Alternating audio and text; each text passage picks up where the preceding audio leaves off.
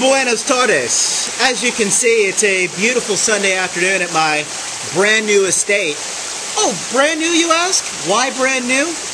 Well, last night the Texans put a beat down on the New Orleans Saints. And before I tell you and give you my analysis on the game, I want you to know what the Texans did to the Saints and how I made money off of all the fine people of Louisiana thanks to the Texans' hard work. Let's just take a quick look around at everything I inherited after the game last night.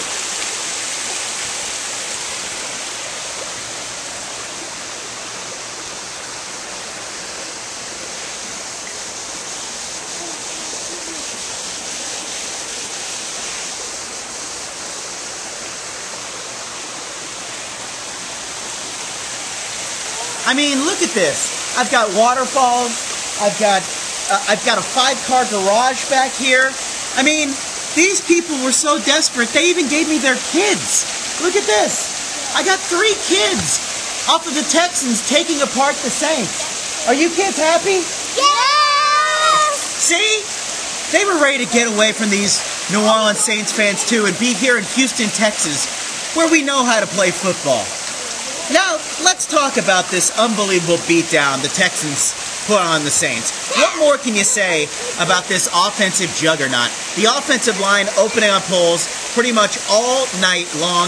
The Texans averaging almost 10 yards a carry in the first half on the ground. Not only Arian Foster looking great in his first return to the huddle, 5 carries, 47 yards, couple of touchdowns. He looks sensational.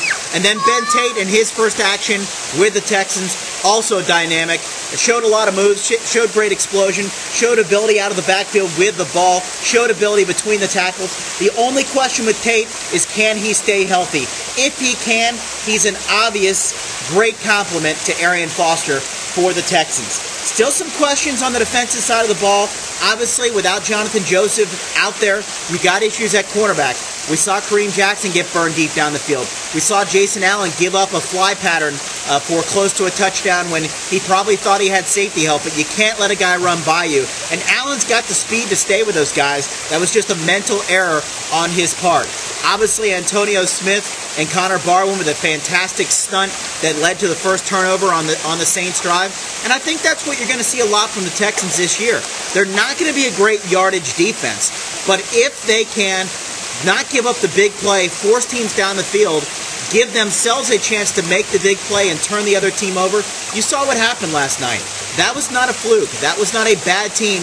That was the New Orleans Saints' first team offense and first team defense. Saints defense was missing one starter, Malcolm Jenkins, and the Texans put up over 300 yards of total offense against that first team. That's no fluke. That is something to believe in with this team. As I've said previously on the show, this Texans offense is Super Bowl caliber. The question is, what will they get from the defense? Still question marks in the linebacking core. You didn't have D'Amico Ryans out there last night. You did have Brian Cushing. I thought it was just a so-so performance from him. And obviously, in the secondary, both your safeties get split for a long play from the second-team Saints offense. And you also still have your issues, really. Jason Allen and Kareem Jackson. I didn't think either guy distinguished himself all that much at the corner position. All in all, though, a 27-14 victory over the New Orleans Saints. And really, that's the only one that matters. Because next week against San Francisco, you're going to be going against a bad football team. I would expect the Texans to handle them quite easily. I'm not promising a division title. All I'm saying is, I think it's about time that we start discussing the possibility that this Texans team might actually be playoff caliber this year and might actually be capable of winning the AFC South title. Now, if you'll excuse me, I've got to enjoy my palatial pool, my palatial estate. Thank you again, Louisiana. Thank you for not believing in the Texans. Thank you, Texans, for covering that 2.5 points. Of course, for entertainment purposes only. Ta-ta!